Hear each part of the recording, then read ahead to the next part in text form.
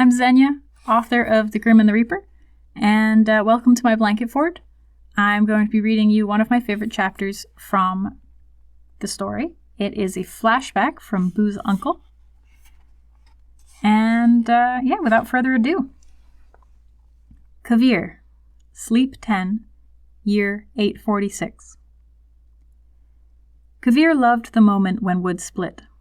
It didn't matter if a branch snapped in a storm, or two halves of a mighty log rocked apart on the far side of the headsaw. The sounds always satisfied him to his core. He loved tromping around with Cairo, trailing their grandfather as he explained his work in the lumber mill to them. His first day working at the mill himself had been the proudest day of his life, though he wondered if that would still be true in a few more hours.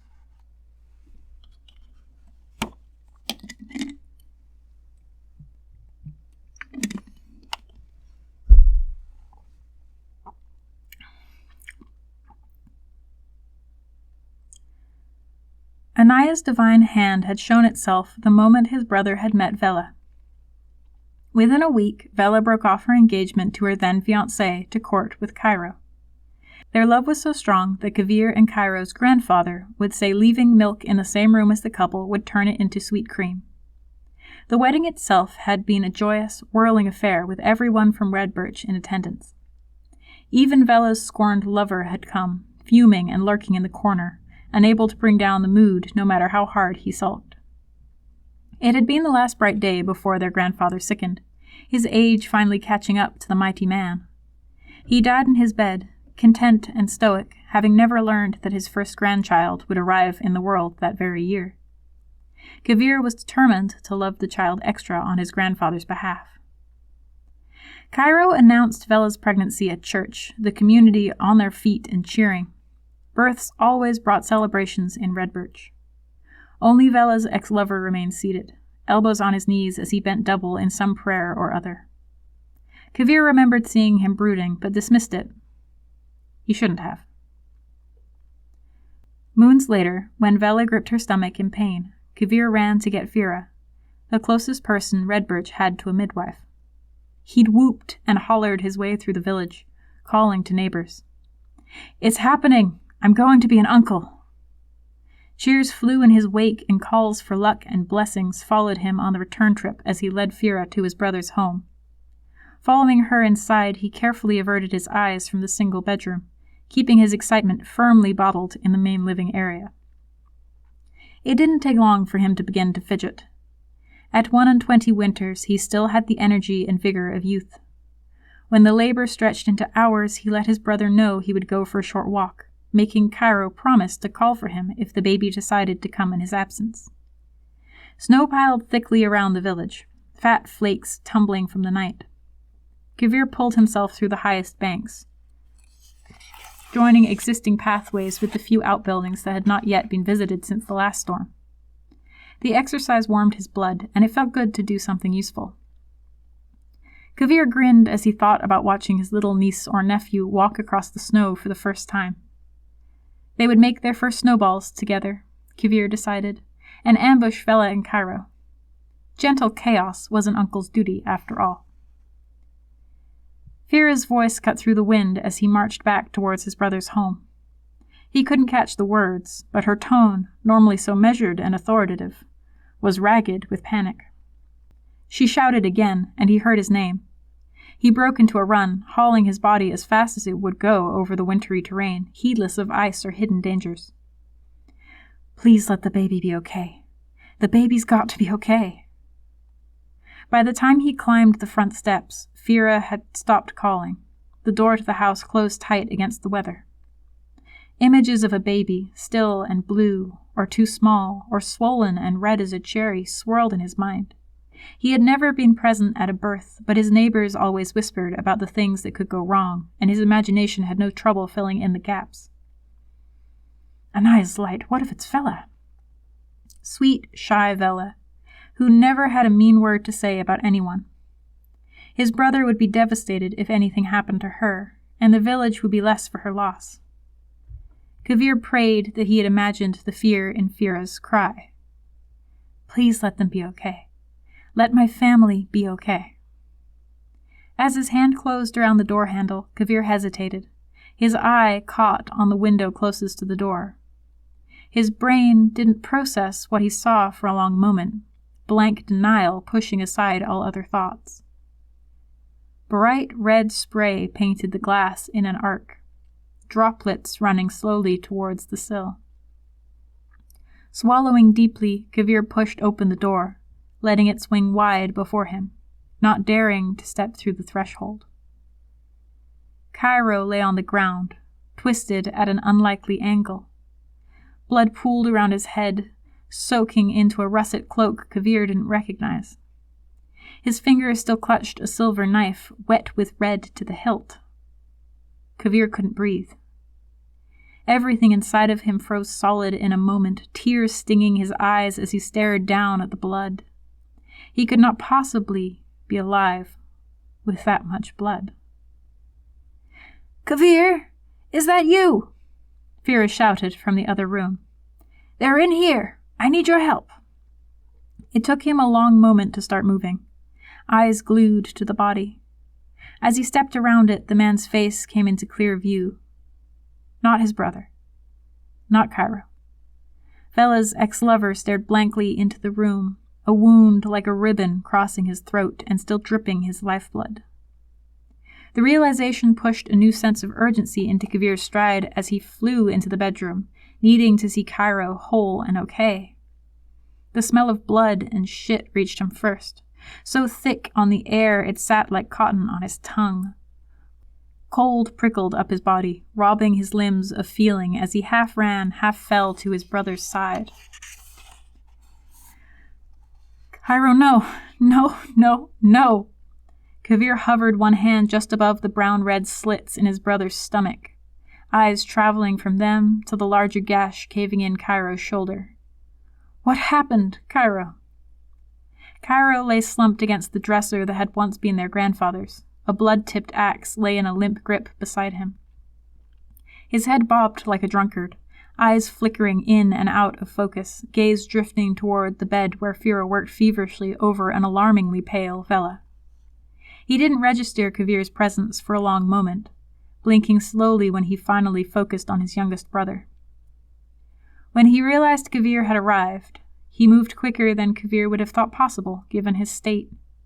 Cairo snatched up Kavir's hands, dropping the axe with a clatter to grip his brother tight enough to turn both their hands white. Kavir, be careful, he's got a knife." Cairo's breath bubbled between the words. "You must protect Vela." Another pained gasp. "And the baby." "It's okay. It's going to be okay." Kavir gripped his brother back, heat overtaking his eyes as hot tears spilled down his face. His head felt full of lightning, too hot and blinding to think around. "He's dead. He can't do any more harm." Cairo's grip relaxed as a drop of blood appeared at the corner of his mouth. Good.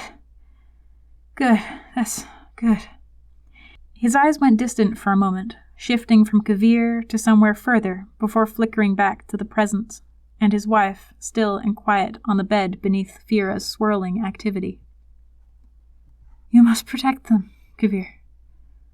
Promise me you will protect them. Love them." He tried to cough, blood welling from the stinking wounds in his stomach.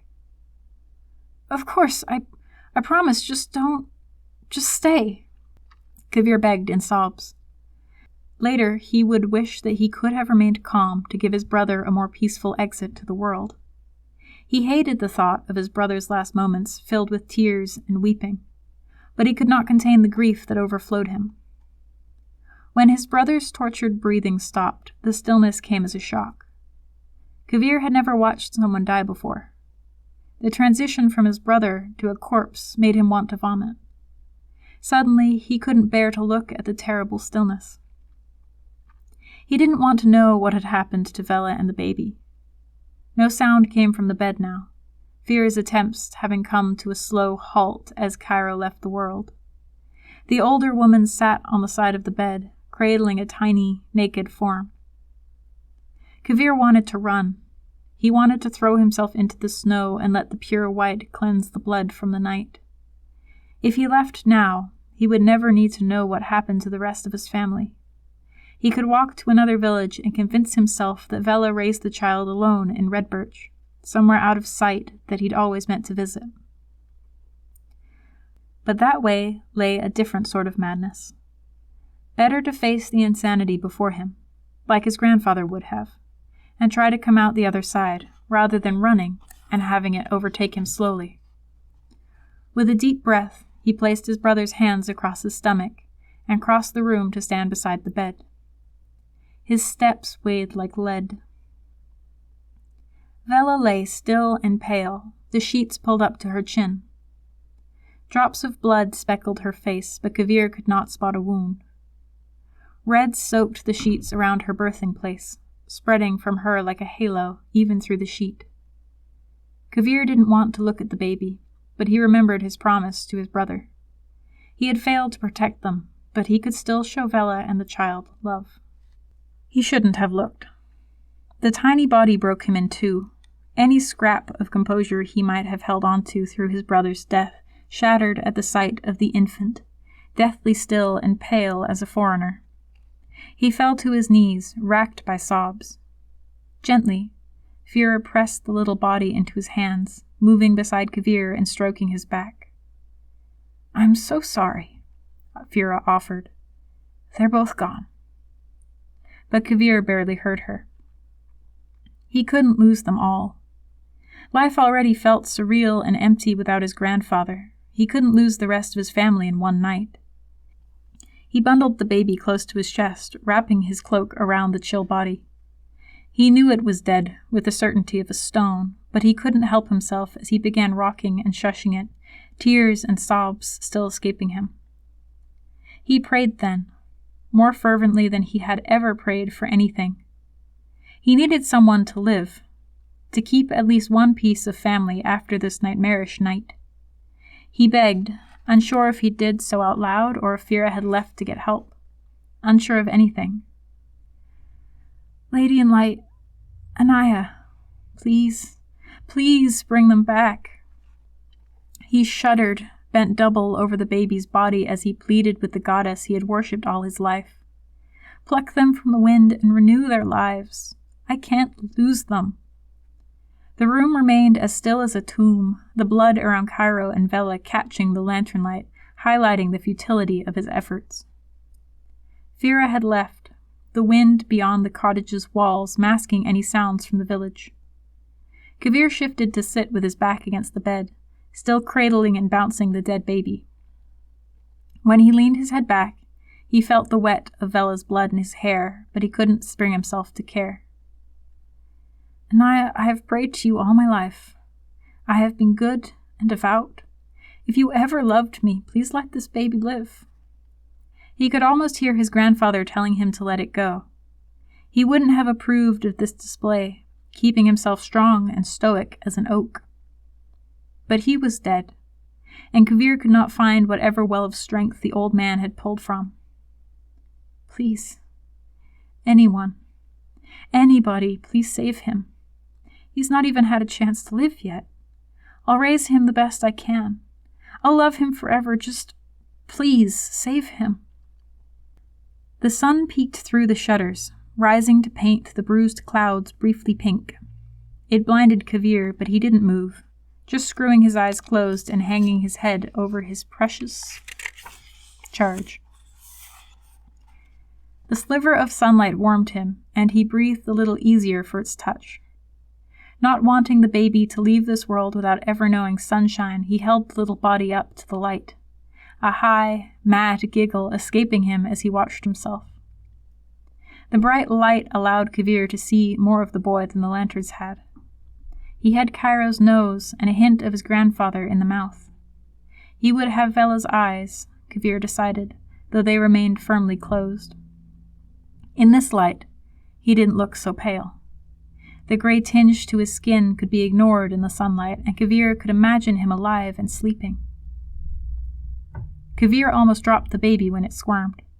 He yelped in surprise, pulling the infant close as it coughed and fussed, face scrunched in dissatisfaction.